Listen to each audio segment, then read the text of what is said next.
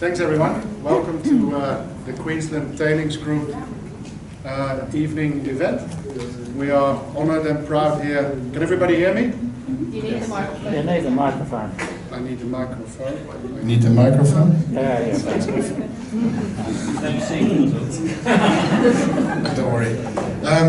We are honored to welcome Laura Fidel here with us tonight. Laura was the assumed or considered engineer record for Mount Polley when there was this unfortunate event. And she'll take us through the history, her experience, and then her outlook on what is it like to be an engineer record then, and what is her perception and her view on what should we do going forward. Is there anything we can learn from that? So welcome, Laura.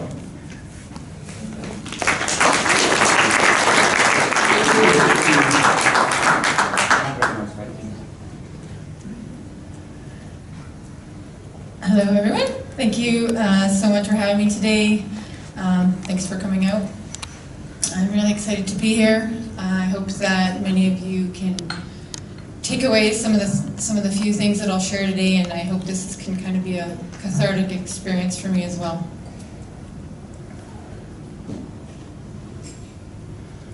Just go through some of background on where I'm from, my schooling and my work experience, specifically with Mount Polley. I'll talk about my experience with the investigation launched by the Provincial Professional Association in British Columbia. I will also talk about some of the major lessons and takeaways that I've learned from my experience. And then, finishing off with some closing thoughts. And just as a side note, obviously the main reason that I am here today is because what I've gone through is related to the Mount Polley experience, but I'm really surprised of the amount of interest from individuals and organizations. So I've spent so much time kind of trying to forget about it all and keep a low profile, but so it's really nice that people are interested in hearing my side of the story.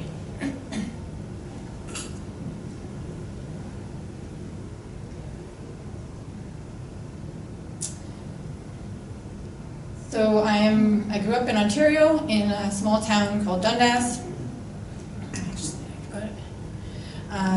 So here's a map of Canada, and it's if you don't know Canada, Ontario is a big province, and then down there in the south by Toronto is where I am from.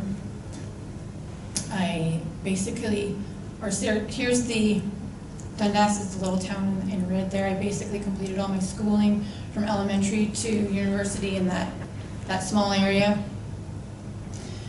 I grew up, I played lots of sports, basketball, volleyball, soccer, track, everything. I was into music. I played flute for about 12 years. I played piano for 6 years. And in school I tended to be probably better at math and science, and also my dad and my uncle were engineers, and I think that's sort of where I gravitated to studying. I gravitated towards studying engineering in university for those reasons, I think. So I don't remember knowing what I wanted to go into, but I somehow ended up settling with civil engineering. So I did. I graduated from McMaster University with my degree in civil engineering and started my career that same year.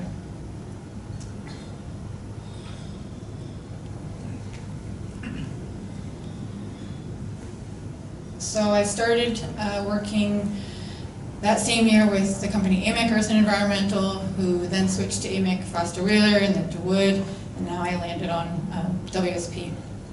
So that's where I am now.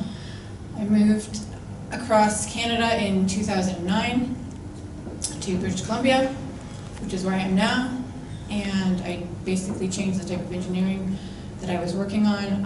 When I started, I was doing sort of smaller scale infrastructure foundation investigations or inspections, and or pavement assessments as well. And then when I moved out to BC, I had an opportunity to dive into mining and to the tailings management, and that's what I've been doing primarily ever since. And just a little bit about the first project I dove into. It's the reason I moved over to British Columbia is I was invited to do the night shift in Russia, in Far East Russia. So that was my first project, doing that construction monitoring for a dam. There, I think I did at least 1 or 2 months rotations for about 3 years. So that was my first experience in mining and tailings management. And then, from that, I was able to get involved in a number of other projects, performing various tasks, but for mostly mines located in British Columbia.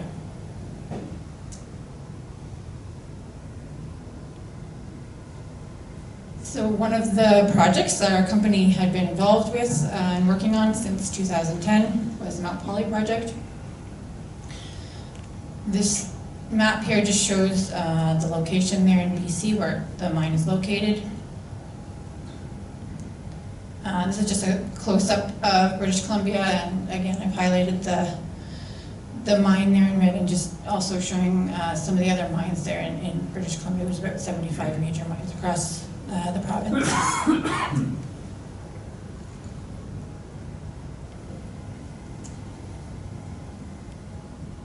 This is an aerial image of the mine site.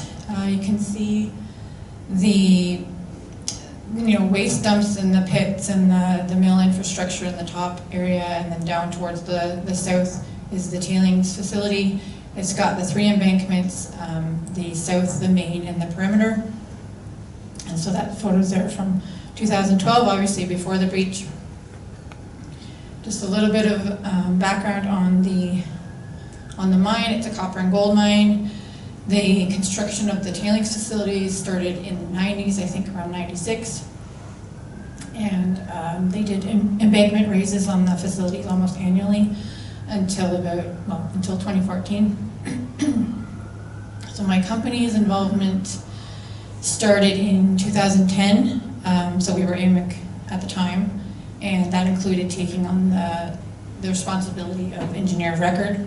And in general, some of the tasks that we were involved in was, basic ongoing engineering support, from review and analysis of instrumentation data and looking at the water balance and that sort of thing. We were involved in planning and going through the site investigation to look at foundation conditions of the embankment. And also we installed instrumentation for dam monitoring as well. We were involved in the dam raise designs, and along with that, the construction monitoring of those raises. And we also had a team working on the hydrogeological studies.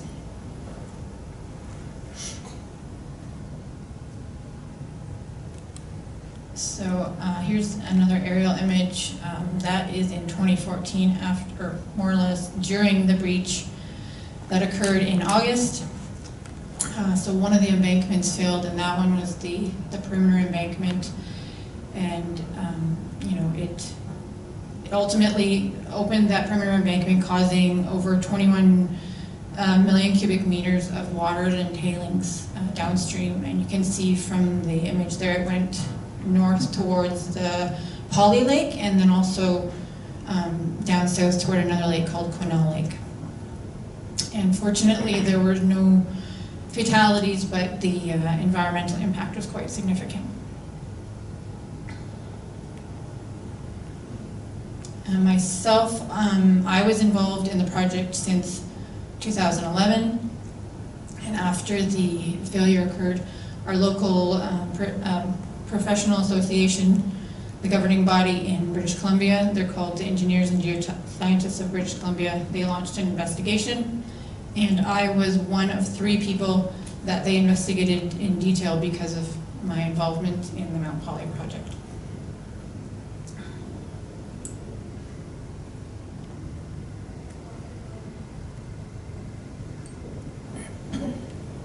So I've given a bit of a background on where I'm coming from and what I've worked on and what I've done, and I just wanted to share a little bit about the process that I've had to endure since the failure event. And just to give you guys some perspective, this is not something that was done in 6 months or a year even. It went on for years. It's been going on in some capacity from the moment that the breach occurred until even now.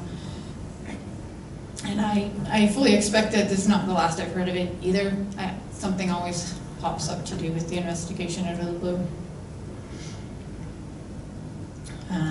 And then just wanted to highlight that part of the reason that the process went past 2018 is because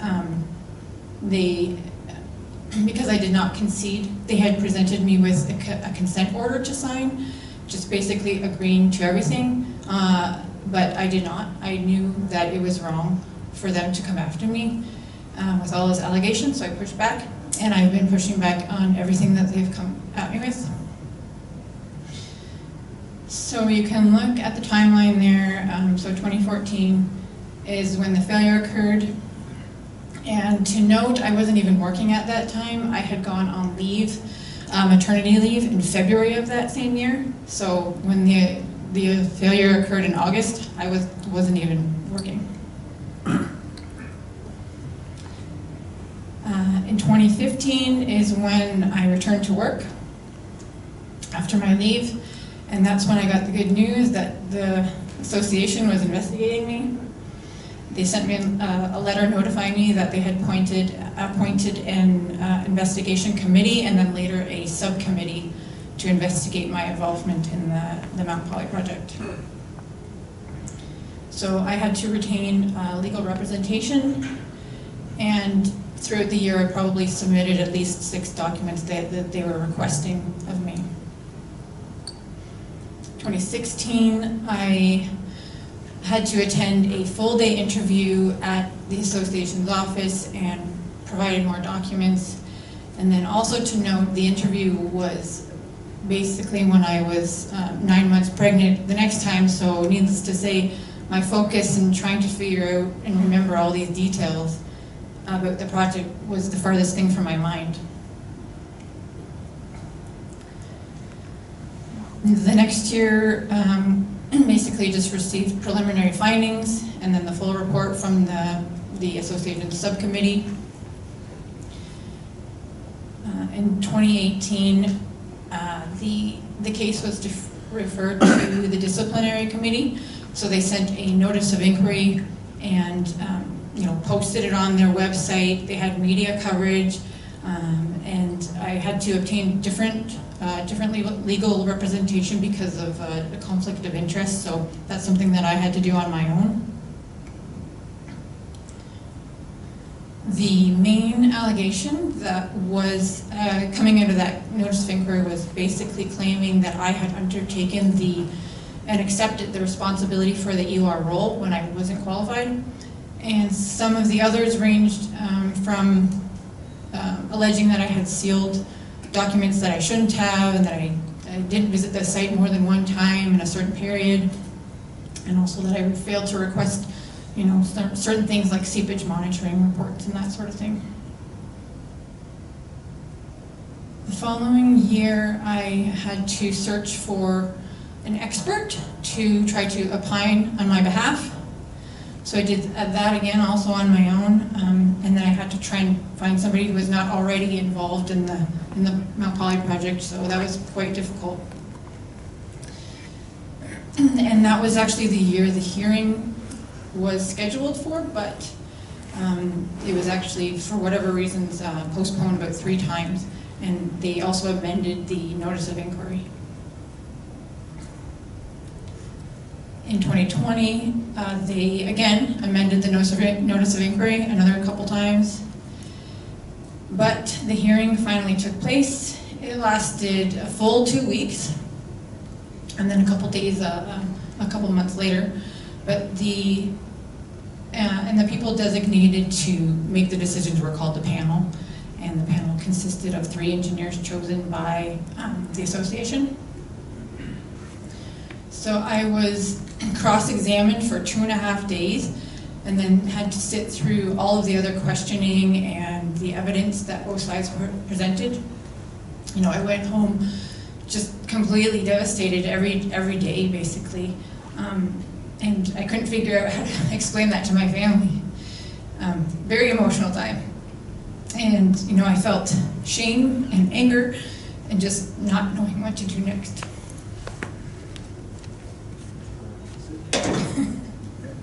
No, okay. It's a bit rough.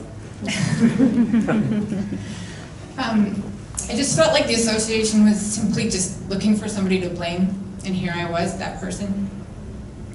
The whole hearing was very like a trial, and they, you know, very attacking and trying to catch people off guard with their responses. So overall, it was just like a really horrible experience. And then 2021, more waiting just for the panel's decision. Not knowing what's going to happen, but just waiting and waiting. They finally came out with a decision in the discipline hearing, and so the decision came in July, and then there was a discipline hearing in September. And then essentially out of the 11 allegations, only 5 were actually established by the panel. And then speaking to the main allegation, which I noted previously, the panel concluded that the association did not prove that I was qualified to act as EOR. Sorry, did I prove I wasn't? Did I say that right? They did not prove that I wasn't qualified, so they didn't get to prove it. And then 2022 is when they finally issued the disciplinary decision. So a huge, long process, but the final decision ended up including the requirement for me to take 3 specific online courses that they had chosen, and then also they took my professional engineering license away for 2 months in 2022. Just noting that I continued to practice engineering for all those years leading up to it during the investigation, you know, 7 or 8 years, and then they decided to take my license away for 2 months. So the online courses had to do with responsible tailings management, in design, operations, and closure, and risk assessment, and then also risk assessment and engineering management for mine waste facilities. So I had no problem taking those courses. They were good refreshers, so I didn't mind that at all. So I could deal with those, and I could deal with the disciplinary decision. I really felt like it was more of just a formality than anything, you know, but I was at least glad that it was over and I had the decision. There was no more waiting. However, I was not fine with the whole premise and obviously the whole process. I felt that I had been failed by so many. Failed by my company to protect me from this happening in the first place. And then, you know, failure to provide the support during this whole time I had to go through it. And then ultimately failed by the professional association. An association that made the decision to, you know, ruthlessly go after a junior engineer in one of the worst ways possible. And then, you know, try to make an example of me, basically showing that they are doing their best to protect the public. And I really took issue also with the continuous blatant connection made between my investigation and the failure of it, despite that none of the allegations actually tied my professional conduct to the cause of the failure. So this was not okay.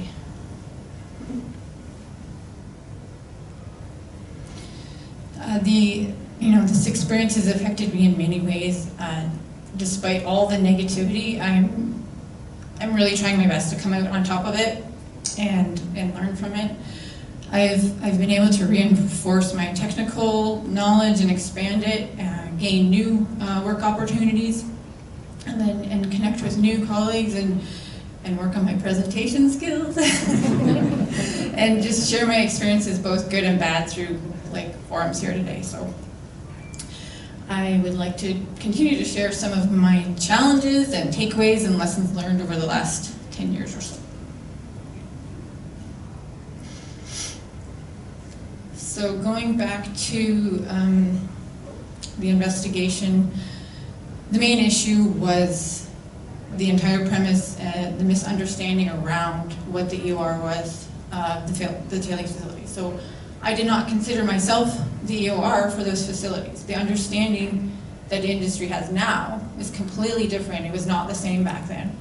And I understood that my company was the EOR, and I was the point of contact, and I was working with a team of engineers to support and provide that EOR role.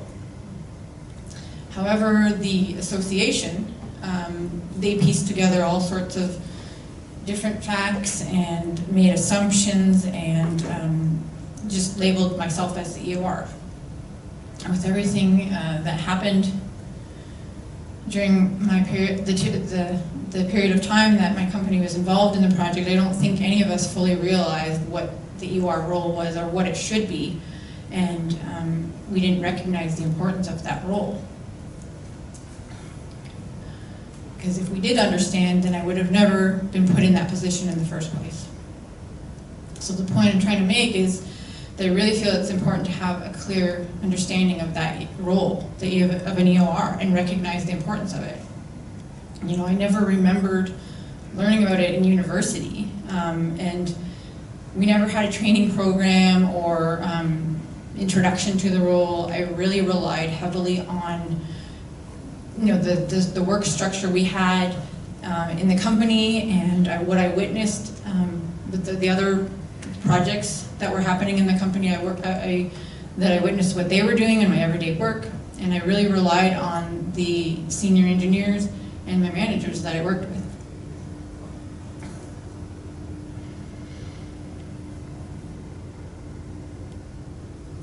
When I was working on the project in 2013, I was leading a team, I was managing the project, I coordinated field staff, I reviewed you know, the daily and the weekly reports, performed a field inspection for the facilities, and I communicated with the client on a regular basis. I thought I was doing a good job. I never received any comments of concern from anyone, from my engineers, from management, from the client, and everyone seemed to more than satisfied with what I was doing, that our company was doing and the project team was doing. You know, I actually received compliments on my work. So looking back, there was that underlying issue. The roles for that project were just not properly defined. We kind of thought they were, but they really weren't. And then anyone looking in from the outside, from like the association or anyone involved in the investigation, they didn't have a clear idea of who was responsible and what was going on either. Now, given this is actually compounded because another consulting firm was being contracted by the mine at the same time, but none of us were working together, none of us knew that, and the mine had not been communicating that at all. So we didn't know who all had their hands in the pot. So here I'm going to try to just provide a little visual part of the confusion regarding responsibility that I was just speaking about. So the top we've got Mount Polley Mine, Imperial Metals, and they're working with AMEC, the EOR and engineering consultant, in 2010 to 2012. So we're communicating together. Then at the end of 2012, beginning of 2013, we had two engineers, one of them being the previous EOR, leave to go to another company. So then the next year we have, well, AMEC is still the EOR engineering consultant. So they're working with Mount Polley. But who is the EOR? Is it me? Is it the company? And then we've also got the other engineering consultant working during that same period of time. But were the engineering consulting companies working together and communicating? No, they were not. Then we have, so the next year after that, we've got AMEC is still the EOR engineering consultant, we're assuming. And again, who's the EOR? Is it a different engineer? Is it still me? Is it the company? Because, well, like I said, I was on leave. I wasn't even working during that time. And so, again, we've got communication with the mine, but do we have communication with this other consultant that is working as well? No, we don't.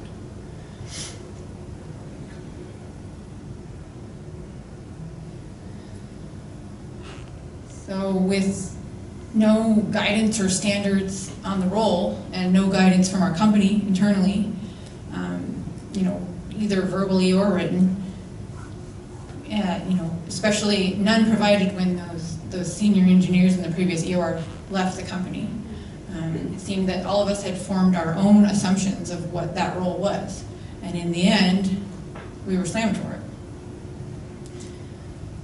Now, the level of importance of the EOR role seems to have really increased significantly since then, and we've got more guidance and more definitions floating around about what that EOR role is. So the global industry standard on tailings management defines the EOR as the qualified engineering firm responsible for confirming that the tailings facility is designed, constructed, and decommissioned with appropriate concern for integrity of the facility, and that it aligns with and meets applicable regulations, statutes, guidelines, codes, and standards. They may delegate responsibility, but not accountability. So with that definition in mind, practically what I observed as part of the EOR, certainly not all of it, but part of it is being proactive about providing support to confirm the facilities are being operated safely and as planned. Actively and regularly communicating with the owner to understand the needs and any issues and concerns that arise, and then also at the same time communicating with your support team any of those issues or concerns that may come up. Also performing site inspections to help assess the performance and the status of the facility, and again, help identify any issues of concern during that time. Also being closely involved in the design work and construction, construction as-built activities, and then always keeping the facility's overall big picture in mind, so closure and post-closure planning. They also need to know when to seek assistance from other professionals with different areas of expertise, and then working collaboratively with them. So, as I said, that's just a part list of what I've observed an EOR does, and it's just so much that encompasses the EOR role. If it's not properly defined, and that definition not understood by everyone, then I think it's almost impossible to have success on a project that requires an EOR. I think it's a good starting point to have a global definition like the GISTM, but it's also really important to have more refined definition on a company level and even down to the project level. So including what an EOR is and isn't responsible for in a terms of reference or another sort of contract document is so it's documented and understood by all the expectations and responsibilities of that EOR role.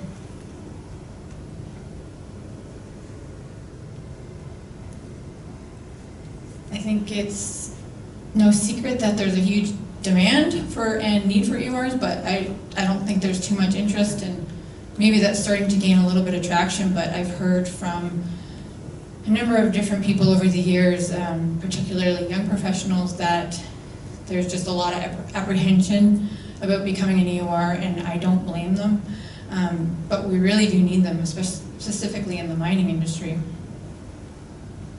So I think somehow the industry needs to find a way to promote that role positively. One of the obvious ways to me is to create programs to help develop the experience and attributes required to be an EOR. So making it clear to people that you can't and you shouldn't just happen upon the EOR role. It needs to be developed. In our WSP Mine Waste Group, we are actually working on a development program for EORs. And the aim is basically to provide that framework for continued development and planning for EORs within the company. So it basically provides an overall understanding of what the EOR role is and the expectations, along with listing key attributes and core competencies of an EOR. It provides a roadmap to help with the understanding of where people are at in their development path. It provides confidence within our company and then also to our clients that our EORs are properly qualified and trained. I think it will give individuals a lot of confidence in themselves to know that they are getting prepared and ready to take on that EOR role. So the point is that the role should be promoted somehow, one way or another. If we want people to be interested in it, then we need to find a way to promote and encourage it. And I may not be the ideal person to take the lead on that, but I do know it's a huge growth opportunity. You get to lead teams in all sorts of different disciplines. You're impacting client operations and public safety, and you're developing technical construction and practical skills, and you're just becoming a very well-rounded professional. The other point to note is that, yes, we should be promoting the EOR role and the development of it, but nobody should ever be thrown into a role that they aren't ready for or they don't understand. Unfortunately, it's probably something that's happening more often than not, than we even know, but everyone should be able to choose whether they want to take the path to become an EOR and also be provided with the appropriate experience and training required to fill that role.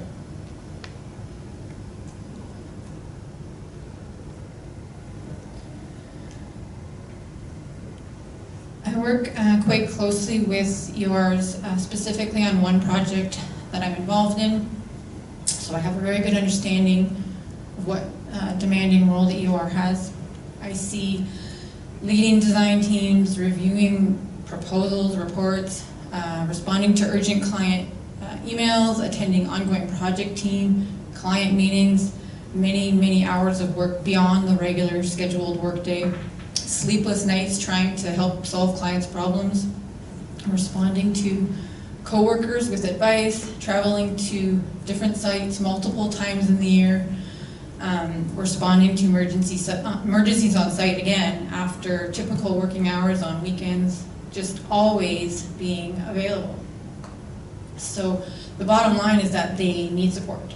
They need a solid support team because they can't do it all. You mean like they can do a lot, but they certainly can't do it all.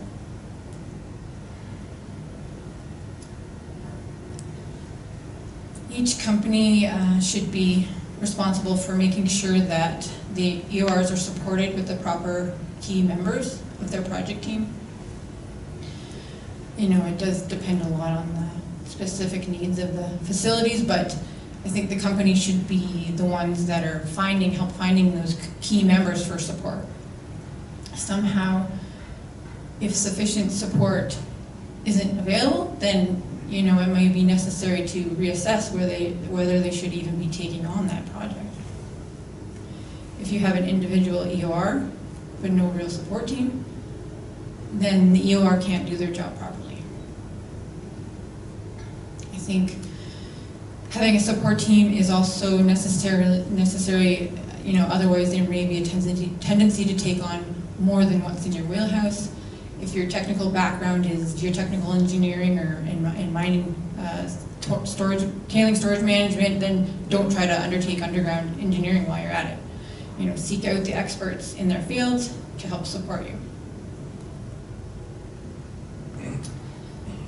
I think looking back to 2013, 2014 in my company's position with the Mount Polley project, we probably struggled with the opposite issue. We had that support team, but with geotechnical, hydrogeological engineers, but we, I think it was the main experienced EOR role that we didn't have.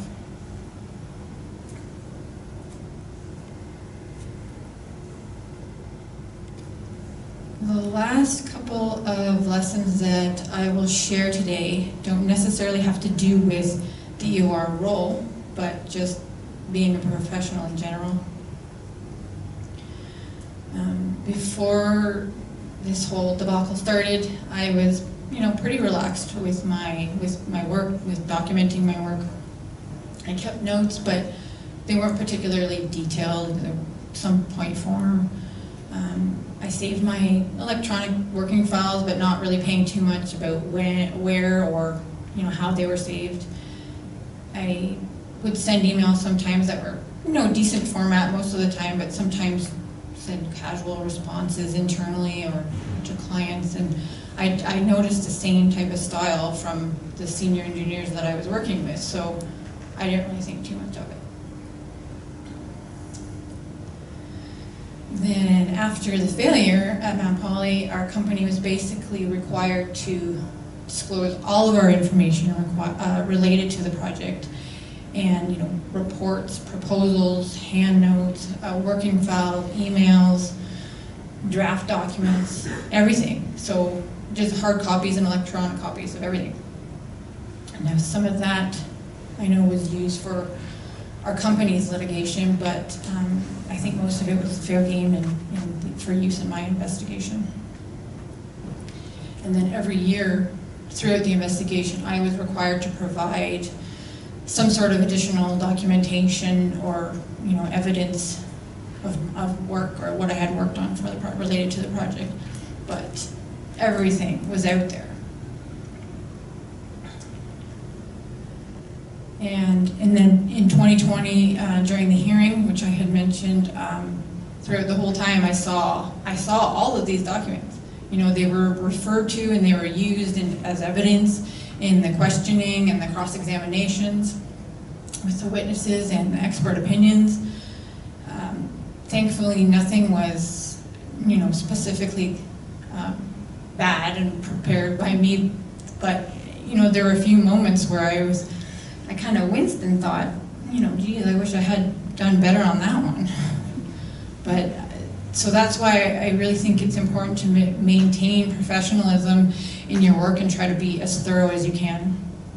It sounds a bit harsh, but you remind yourself that any and all of your work can be used as evidence. I think there was at least an email or two during the hearing that they showed up on the screen there they were referring to.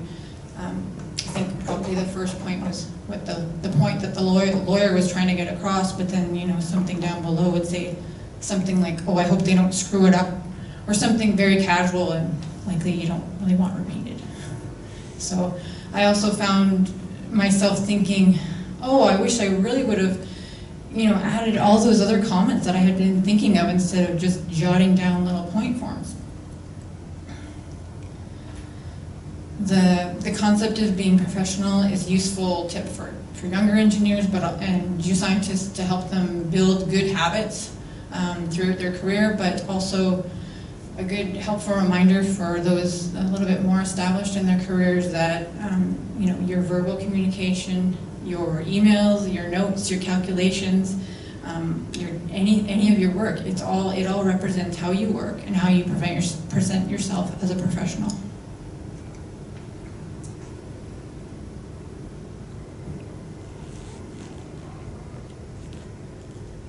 The legal type definition taken from the Merriam-Webster dictionary is the care of due diligence is the care that a reasonable person exercises to avoid harm to other persons or their property.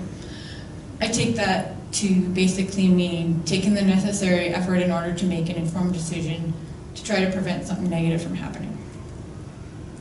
I'm speaking to this point from more of an individual perspective rather than, an individual professional rather than, say, a company or organization, but one of the things that I have learned is that I kind of need to look out for number one. As a professional engineer, I can't rely on anyone else to do that for me. Certainly there are people that I can, rely on to help me out along the way and help look out for me, but I need to do my own due diligence and do what's right for me. And then speaking to the role that I had on the Mount Polley project in 2013 and 2014, I really, really needed to get a better understanding of what I was being brought into and why. I remember joining the project team and everything seemed to go smoothly. At a certain point, I started taking on more responsibilities, and I was even invited to attend the client meetings.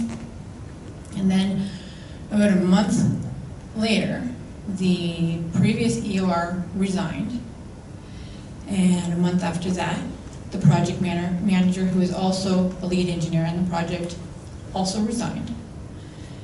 So here I am, a junior engineer, basically now the one with the most project experience. So basically management had to revamp the team to keep the project going. And the new, so management formed the new team, and I was put into a role that I thought I understood at the time, but would completely be misunderstood later. To this day, I keep thinking, you know, why didn't I ask more questions and ask those questions to multiple people? Why didn't I do more research on the responsibilities and expectations of the roles that I was put in? Why was I so trusting of the people that I worked with? I feel that I just could have done more to exercise my own due diligence regarding the whole project team setup. A couple of the allegations in my notice of inquiry had to do with accepting responsibility by signing and sealing documents that weren't prepared by me or under my direct supervision. This came about to, you know, what I mentioned before, the two main project engineers, or the two main engineers on the project, they had resigned, and the reporting that they had started still needed to be finished. I did, in fact, understand that I couldn't just take ownership of something that I didn't have involvement with or have complete understanding of. That wasn't actually the case, but it was difficult for the association to dig through all the documents and the information provided to actually see that. Because I was involved in performing the analysis myself. It was under the direction of previous engineers. And I did review and understand the design work that went into those documents. I was confident enough to apply my professional seal. But I could have done more to properly document all of that so I could prove it. You know, maybe I should have requested that those previous engineers write a statement of my involvement and my understanding of the work. I could have more thoroughly documented my work and the checks that I actually did. You know, I'm not saying only look out for yourself and don't trust anyone. It really comes down to understanding what you're being held responsible for, performing your own due diligence, and documenting it, thoroughly documenting it. I mean, it seems over the top, but after what I've gone through, a lot of what I think about is what else could I have done? If there had been more evidence in my favor, more documentation that I could have relied on, maybe these issues could have been resolved a lot quicker.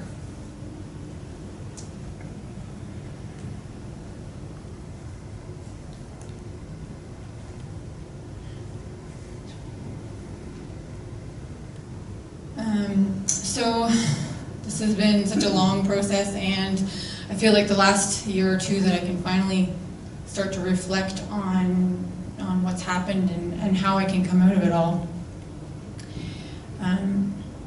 There are some positives that I've been able to take away about myself, and I think that that's really important part of these lessons learned for me, is to recognize my growth and positivity that has come out of something so negative that has been part of my life for so long. So the first one is confidence. Obviously during the whole investigation was really quite low for me, and just, you know, questioning my own abilities for the longest time. But I am coming out of that hole, and I've gained a lot of confidence back in the last few years, proving to myself and others that I'm a good engineer and I'm a good person. And resiliency. If going through this whole awful experience for 7-8 years isn't considered resilient, I don't know what is. I've persevered through the low times and have continued to push through and not let it define me. Leadership. I found that I've started to develop a lot more leadership skills than I had before. I've done this through leading a project team of about 8 or 9 people on a project that I've been working on for the last 3 years or so. And I've been leading another team within our mining group of about 8 people with the mine and geotechnical and CAD groups, and also mentoring junior engineers along the way. I even had one junior engineer recently who requested me to be her supervisor, and she said that I really inspired her, so that was really, really nice to hear.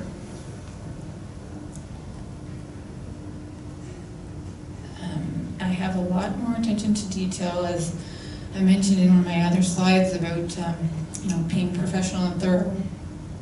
I paid so much more attention to what I'm putting into my work. So preparing cohesive and competent emails and other documents, so I'm including enough detail and info that it can be understood by whoever picks it up and reads it. And also, God forbid, it can be relied upon for proof or evidence in the event that it is needed. And bravery. I'm still definitely working on this one, but I'm trying to be more brave. And I'm really trying to ask more questions if I don't understand something, and really just working on putting myself out there, experiencing new things and doing things that make me uncomfortable. But ultimately, I just really hope that no one has to go through what I did, or even something worse. But if you do, there is hope to come out on top. We are all affected by others' unfortunate and fortunate experiences, and I just think that the key is really to make a point of learning from them. So that's all I have today. Thank you so much for everyone for listening.